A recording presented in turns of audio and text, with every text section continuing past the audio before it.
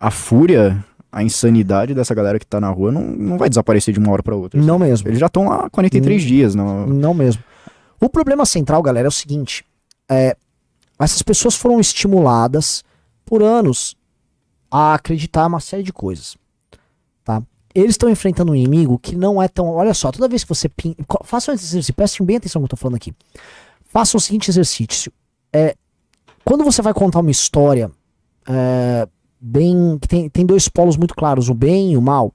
O mal, ele é tratado de uma forma muito plana, ou seja, ele é o mal encarnado. O inimigo, ele é sempre pintado com cores muito simples. Não é uma coisa multidimensional. Tanto que filmes fracos, o vilão é só um cara muito mal e o bonzinho é só virtuoso. Você não tem todos os detalhes, você não entende as razões de cada um.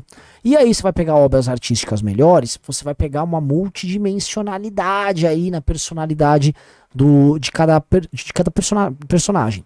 Pois bem, o Lula e o PT foram vendidos assim, é um demônio, ele é um mal encarnado e ele vai fazer tudo ruim e errado. O problema, a gente sabe, o diabo é esperto. O diabo é esperto. E nesse sentido, o PT não é tão previsível quanto, vamos dizer, às vezes o que um pastor evangélico vendeu numa pregação pra galera, que um Rodrigo Constantino divulga. O PT, ele administrou o Brasil com um grande grau de normalidade durante muito tempo. Foram 13 anos de governo do PT. E eles sabem como dissimular um negócio aqui, dissimular outro ali, rouba, descobre depois, tem boas conexões com a imprensa, sabe se relacionar bem com os Estados Unidos da América. A gente já demonstrou para vocês que eles estão muito próximos do Biden agora. Os Estados Unidos, não sei se vão efetivar isso, mas eles estavam locando um hotel inteiro para trazer uma delegação deles pro Brasil.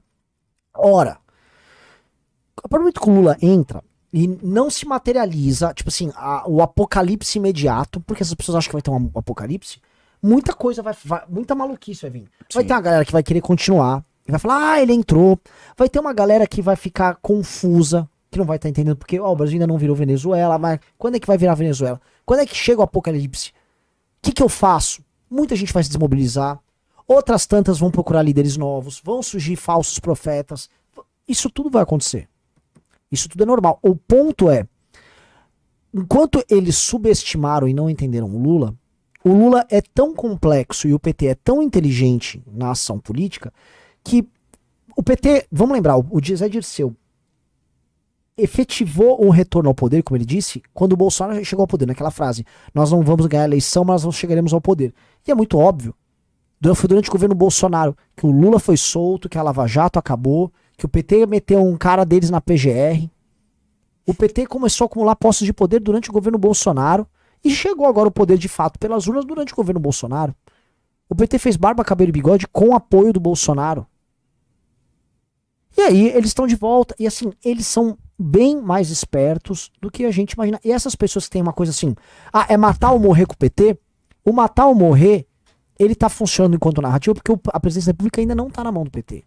A partir do momento que a presidência da República estiver na mão do PT, eles vão ter que lidar com contradições no discurso deles e com inconsistência. Então eu acho que vai ficar muito complicada a situação. Não sei se você concorda. Eu acho que assim, de um lado a gente tem o Felipe G. Martins e Carluxo atrás do Bolsonaro, e do lado atrás do Lula tem o José Dirceu. Assim, eles são muito mais experientes e muito mais espertos, mas também tem o ponto de que, acho que o próprio Jung descreve bem isso, que é a possessão ideológica dessas pessoas.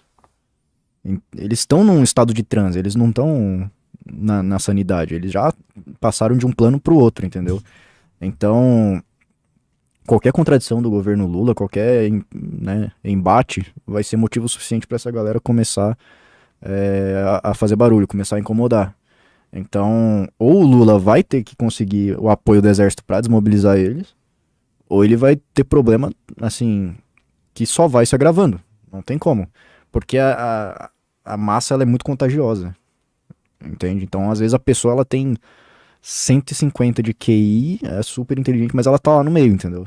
Acho que o Gustavo Le Bon descreve bem isso. Não importa o quão inteligente a pessoa é e quão burra ela é. Quando ela tá na massa, ela é nivelada. Ela tá no mesmo, mesmo nível, entendeu? Porque todo mundo aqui deve conhecer a quantidade de pessoas que eu já vi, assim, gente formar. Pô, eu conheço um cara, não vou citar o nome dele, em respeito a ele, é o filho dele, formado em Harvard, inteligente, ele ganhou muito dinheiro no mercado. já escreveu em revistas e jornais. O cara, assim, sumidade, QI altíssimo. Falando igual um maluco, igual um acelerado. Muitas, assim, como é que pode as pessoas chegarem nesse nível de descolamento? É isso que você falou, né? O cara vira ele entra num processo de ilusão, de possessão, e aí ele entra numa massa, começa a reproduzir um comportamento de massa, e ele e um outro completo doidinho de esquina, aquele maluquinho que parou um carro lá em Minas Gerais, aquele seu comigo, o Armando. Ele e o Armando estão iguais. Eles estão sabe? É um cara formado em Harvard e, sei lá, o Armando de Araguari. Mesma coisa. Exatamente. Isso é assustador, galera. Assustador. Gente de mercado, banqueiros, tá? Falo no plural. Donos de empresas dos mais diversos. Médicos do Einstein. Velho, cara que se formou na USP. Pô, vamos falar outro que acho que ele não chegou ainda nesse ponto de doideira, mas fica reproduzindo muita besteira. O Muzi. Vira e mexe, tá metendo um besterol. Um cara estudou demais. Como é que o cara estuda tanto pra cair nisso? É porque tem algo que não é racional. Tem algo, exatamente. É o estado de transe. Quando eles começam quando eles começam, não, eles passaram anos entrando nessa discussão, nesse debate, e sendo minados ali por teses e teorias que foram muito encabeçadas pelo Olavo de Carvalho. Assim, ele, mais do que ninguém, eu acho que no Brasil deve ser uma das pessoas que mais entende sobre isso. Era, né? Uma das pessoas que mais entendia sobre isso. Então, não dá pra descartar que ele também tinha isso em mente. Ele, né, você precisa formar a massa. A massa, ela não é um militante, né? Eu acho que assim, o MBL ele tem militantes, por exemplo, né? O MBL não tem uma massa que vai pegar conceitos como, sei lá, liberdade de expressão, patriotismo, não sei o que, e botar fogo em bandeira do Brasil em nome disso, né? Que foi o que eles fizeram ontem, né? Eles são patriotas que botaram fogo num carro que tinha uma bandeira do Brasil. Então não é que o conceito para eles, aí já entra um pouco da teoria do Walter Lippmann, né? O nosso cérebro, ele sempre faz uma economia de energia para entender o mundo, né? Para interpretar o mundo. Então ele usa estereótipos para interpretar as coisas. Aí quando você tem um fato que ele é interpretado por muitas pessoas, cada vez mais esse fato perde significado. Na medida que você vai adicionando pessoas naquele debate sobre aquele fato, ele vai perdendo significado. Então, quando você volta na Revolução Francesa, por exemplo, liberdade, fraternidade, já não tinha, a democracia não tinha significado nenhum para as pessoas, porque estavam guilhotinando 40 mil pessoas. Então você perdeu completamente o significado. Aqui é a mesma coisa.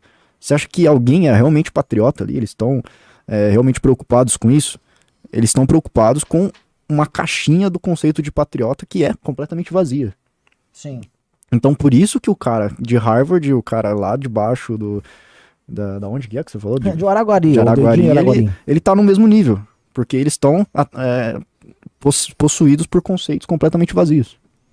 E uma pergunta, esse conceito, como ele é vazio, ele é igual... Ele pode significar qualquer coisa. Ele pode ser, exatamente. O que é o conservador para isso? Pode dizer, por exemplo, o conservador para aquela turma que tá botando fogo lá é ser amplamente revolucionário.